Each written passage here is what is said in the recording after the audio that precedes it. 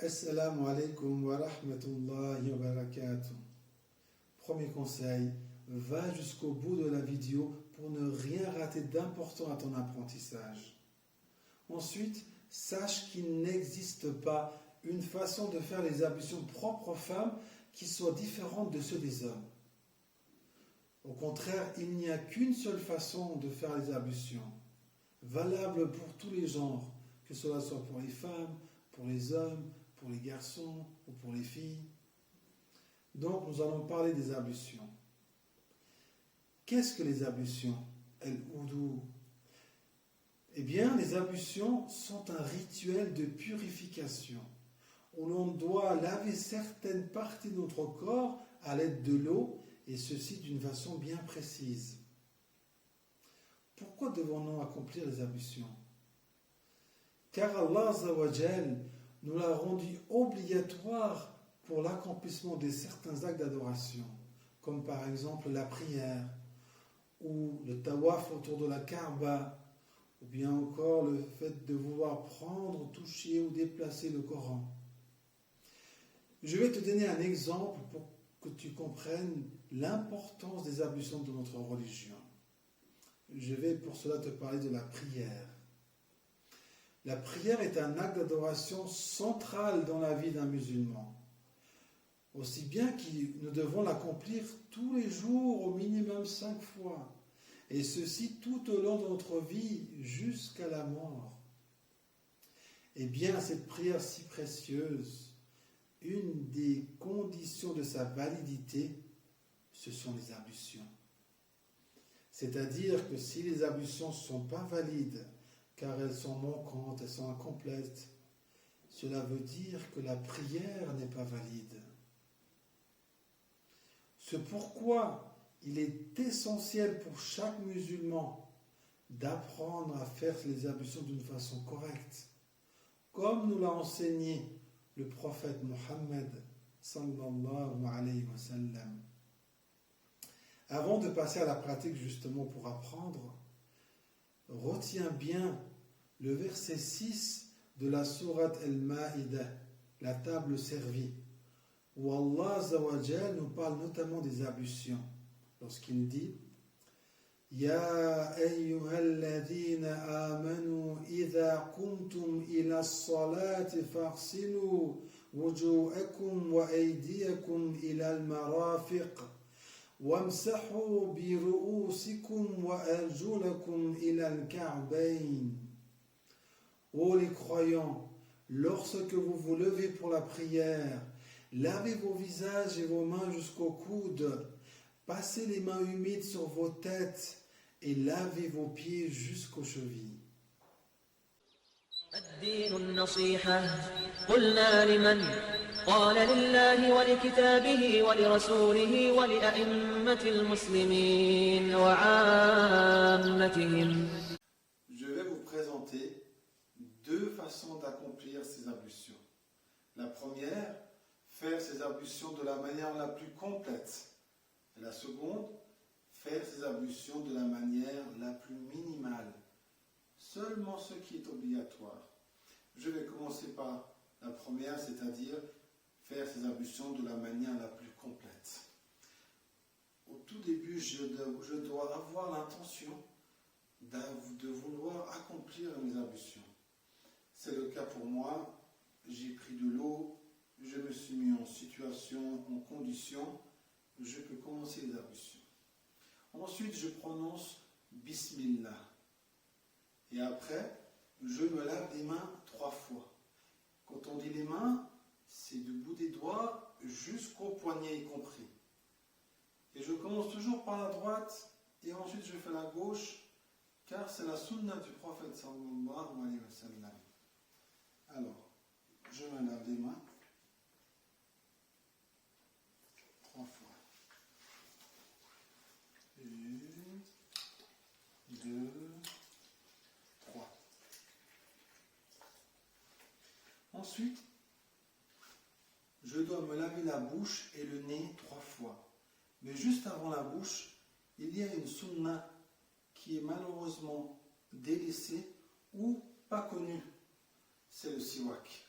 Le prophète sallallahu alayhi wa sallam se frottait les dents avec le siwak avant de se laver la bouche.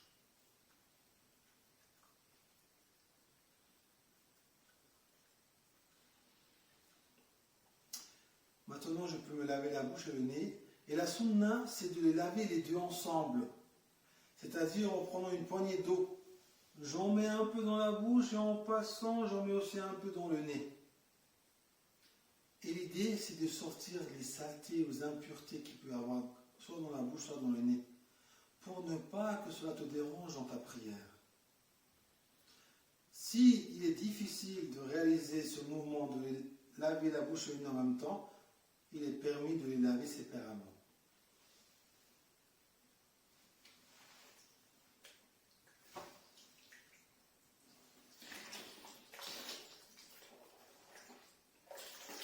Je prends l'eau avec la droite.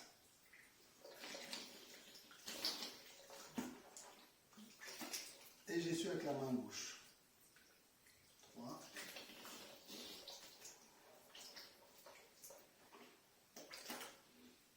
Ensuite, le visage. Les limites du visage. Le visage est compris entre le départ des cheveux qui se trouvent ici jusqu'au menton. Verticalement et horizontalement, du départ de l'oreille ici jusqu'à l'autre côté. Tout ça doit être en contact avec de l'eau, doit être lavé 3 fois. Pour ceux qui ont une grande barbe, la barbe fait partie du visage. Alors, ils doivent allonger leurs mains et terminer l'essuyage sur leur barbe. Et avec leurs mains mouillées, ils peuvent glisser leurs doigts dans leur barbe. Et pour ceux qui ont une barbe légère, où l'on voit la peau à travers les poils, eux doivent obligatoirement faire rentrer l'eau jusqu'à arriver à la peau. D'ailleurs, c'est ce qui se passe quand ils se lavent, l'eau pénètre automatiquement là où il n'y a pas de poils.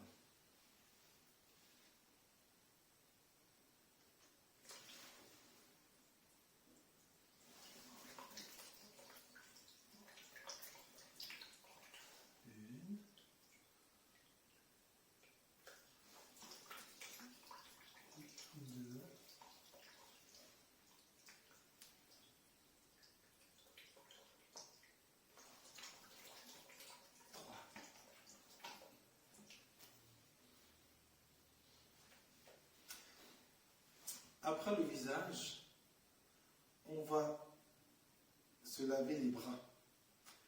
Quand on dit les bras, comme le dit le verset, et lavez vos mains jusqu'au coude. Les mains, on a vu tout à l'heure, ça part du bout des doigts et jusqu'au coude, le coude qui se trouve ici et le coude y compris. Donc, laver du bout de ses doigts jusqu'au coude, 3 fois.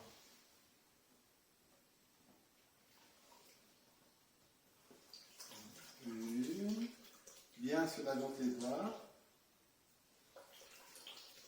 2. Et 3. Je fais de même avec le bras gauche.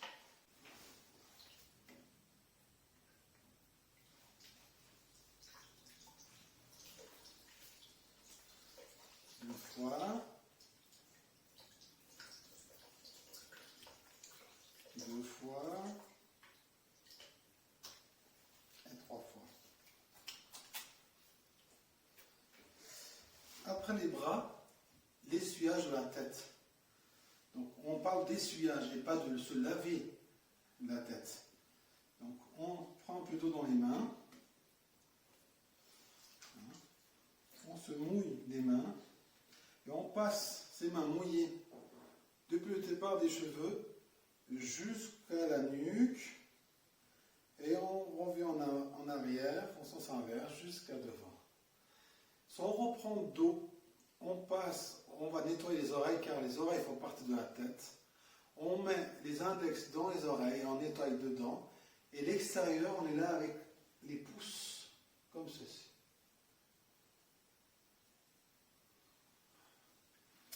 Et on va terminer avec les pieds. Les pieds, c'est depuis le début des orteils, le bout des orteils, jusqu'aux chevilles compris. Hein, le cheville, où sa limite est l'os qui se trouve ici. Et je vais aussi faire attention à ce que l'eau pénètre entre les orteils avec mon petit doigt de la main gauche, comme ça, rapporté dans la sunna.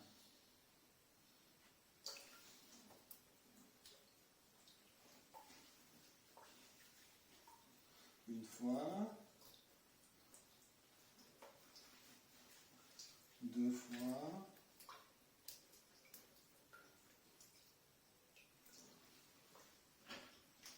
trois fois.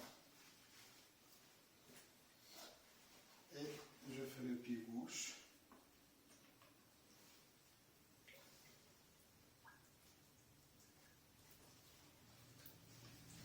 Une fois.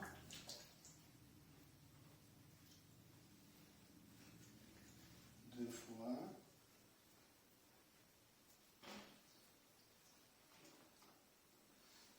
Et trois fois. Voilà. Je termine par les invocations.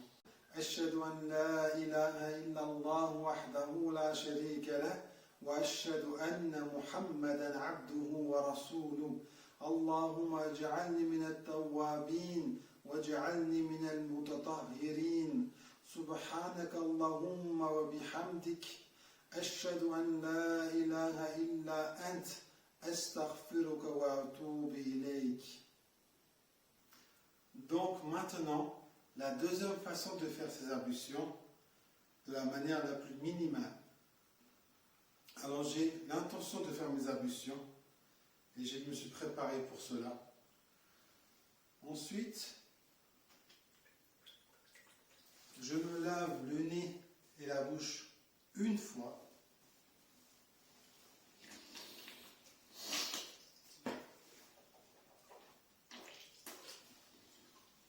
Je me lave le visage une fois.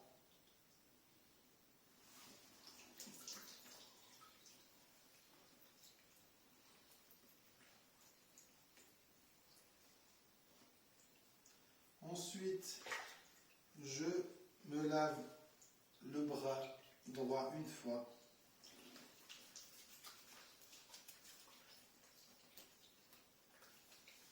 Ensuite, le bras gauche.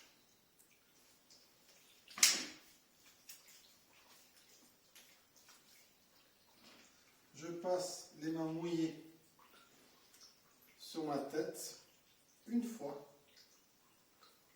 Et je continue avec les oreilles. Et je me lave les pieds.